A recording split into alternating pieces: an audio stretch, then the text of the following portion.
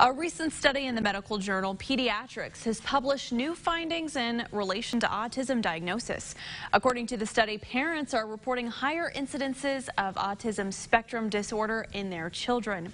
In light of this study, Lily Pesavento sought out resources for families in the Valley. She joins us in the studio. Lily, what can you tell us about those findings? Yes, Sadie, parents of 1.5 million U.S. children aged 3 to 17 reported that their child received an autism spectrum disorder diagnosis, according to the pediatric study. The Wabash Valley has plenty of resources for those diagnosed with an autism spectrum disorder. Hamilton Center in Terre Haute was generous enough to give me examples of plans, assessments, and overall care of each individual child. An autism spectrum disorder is defined as a developmental disorder that affects communication and behavior. And the key to formulating a unique plan for a diagnosed child is early assessment. It's really important to understand very early for these kiddos what's going on, because it can make a big difference in how we interact with that young person. An initial mental health assessment of the child helps gauge where they sit on the spectrum. But medical history, including the mother's pregnancy and delivery, also plays a major role in understanding the child's developmental milestones.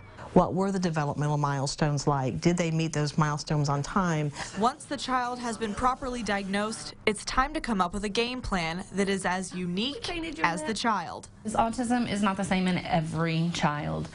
Each child's autism affects them in a different way. Children with autism typically need structure or a routine. Some find it hard to communicate with words, so pictures are a primary form of relating needs. I've worked with a kiddo that we want to work on.